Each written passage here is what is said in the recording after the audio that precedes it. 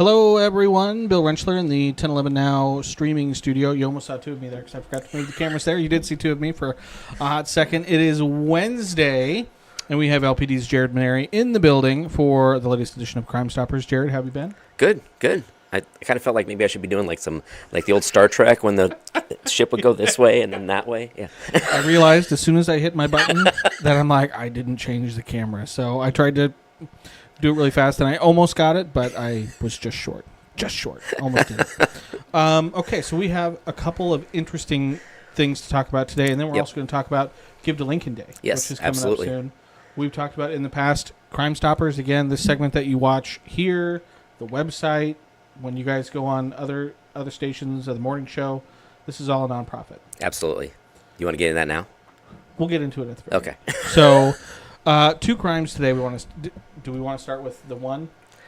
We can start with the one. We start with the one? Yeah. Okay. And it'll be pretty self-explanatory once we kind of get into the details here. Jared, we have excellent video. And so this is security camera footage from April 29th at the Adam and Eve adult store on 43rd and O.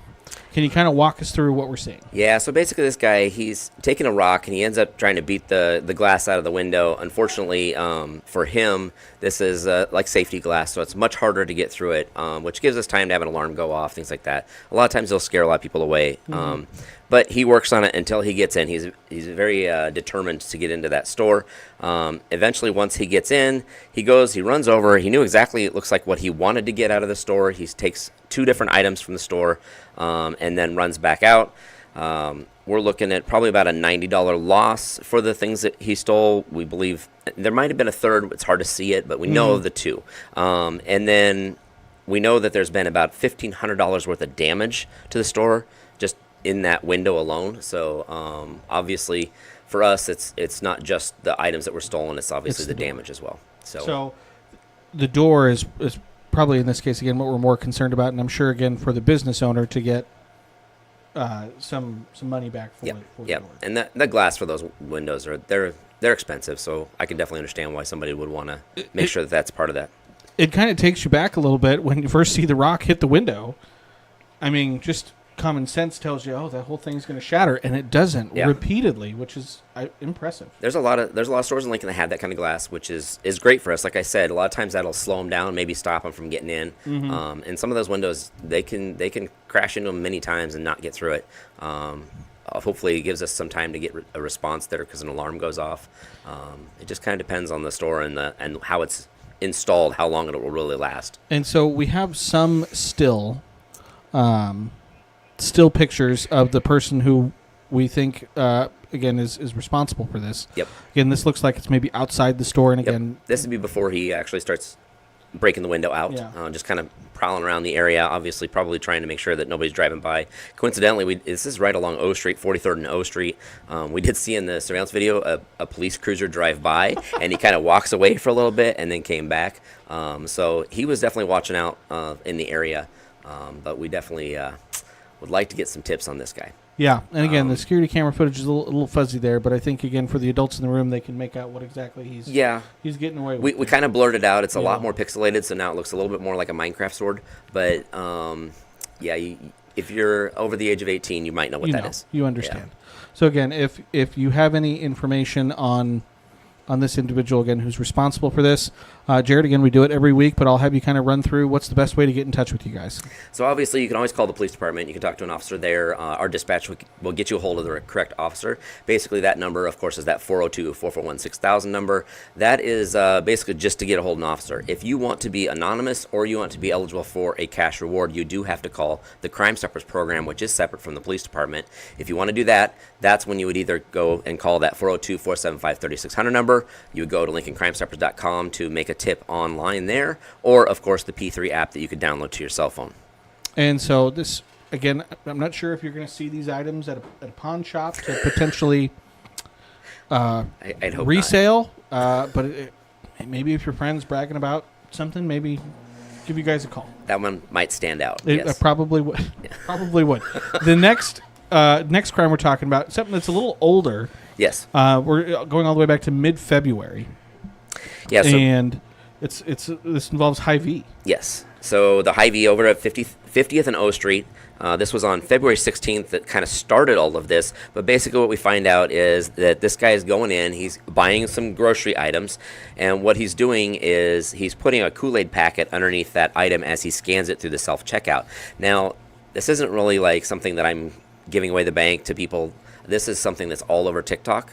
And so there's a lot of people that have seen this, talked about it in social media, about being able to kind of scam places with these self-checkouts, and you put like a Kool-Aid packet underneath it so they can scan that instead of the large TV you're buying, right?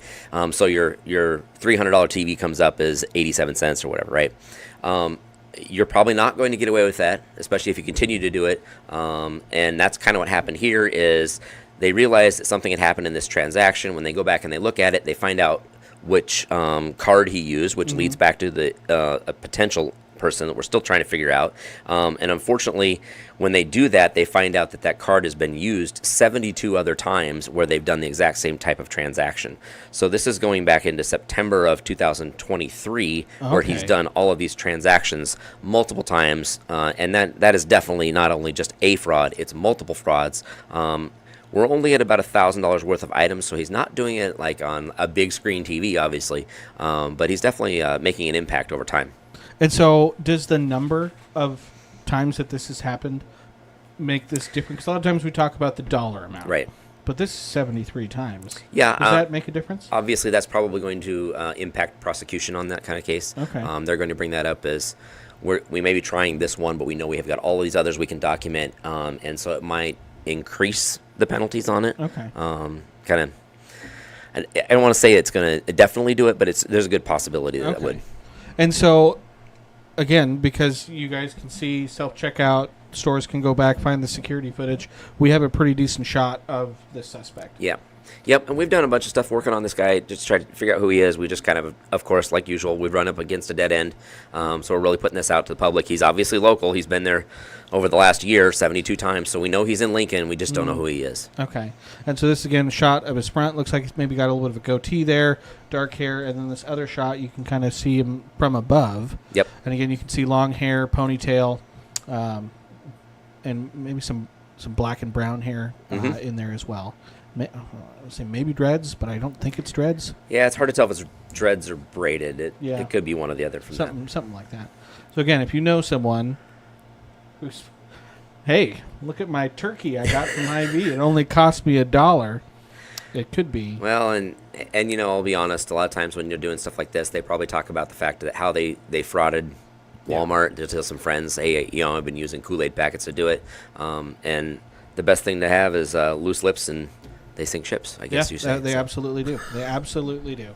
So, again, if you know anything, again, we just talked about it, but again, give Jared a call, 402-441-6000. You're picking up the phone, right? No, I'm not. Please don't call me.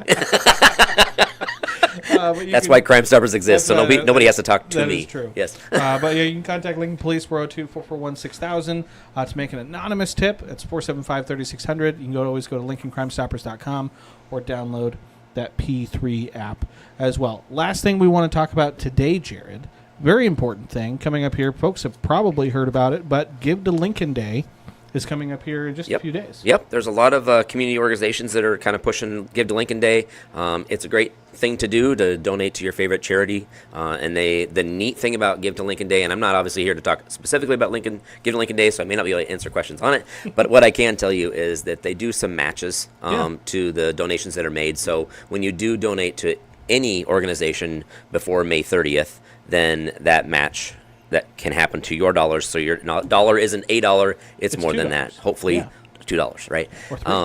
Depending on, I think it depends on how much is for each organization, how it's divided up. But you know, up to $2 for a dollar donation, that's pretty awesome. Yeah. It is. So you make a decent sized donation, that's going to be doubled.